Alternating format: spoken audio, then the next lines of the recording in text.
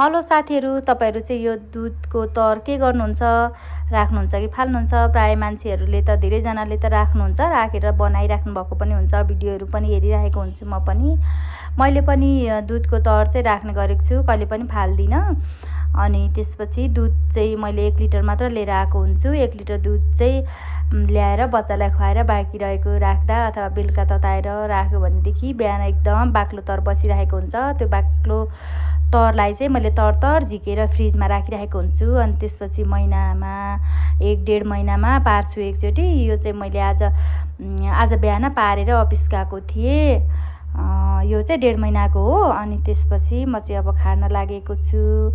अनि त्यसपछि हाम्रो चाहिँ घरतिर चाहिँ गाउँतिर चाहिँ मम्मीहरूले घिउमा चामल हालेर खारिदिनुहुन्थ्यो। त्यो चामल चाहिँ थोरै मिठो हुँदैन थियो। वरिपरि बच्चा बसेर हात थापेर बस्थ्यौँ, कति मिठो हुन्थ्यो। तर यो अलिअलि तर जम्मा गरेर राखेको 1-1.5 महिनादेखिको चाहिँ त्यति मिठो हुँदो रहेछ। त्यही भएर मैले चाहिँ यो खाना चाहिँ खाँदिनँ, फालिदिन्छु। अनि त्यसपछि तर पछि घिउ राम्रोसँग सङ्लो बन्छ। अनि त्यसपछि मैले पनि चामल चाहिँ हालिदिन्छु।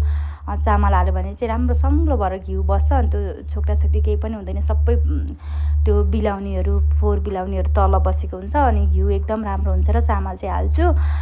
अनि अब चाहिँ घिउ लगभग पटपट पड्किन लागिसकेको छ। अब यतिको पड्किसकेपछि चाहिँ अब घिउ लगभग बन्न लागिसक्यो। अब म चाहिँ यो चाहिँ बट्टामा राख्छु। घिउ कति राम्रो बनेको छ, एकदम राम्रो बनेको छ, सङ्लो भएको छ। अब म चाहिँ यसलाई बट्टामा राख्छु। यो चामल चाहिँ म फालिदिन्छु। मैले बट्टामा राखिसकेको छु। मेरो चाहिँ झन्नै यो 1 रुवा भन्दा पनि बेसी जान्छ होला। यो सिसीमा चाहिँ मेरो झन्नै भरिएको छ। भनेपछि यसलाई चाहिँ 1200 जति पर्दो रहेछ।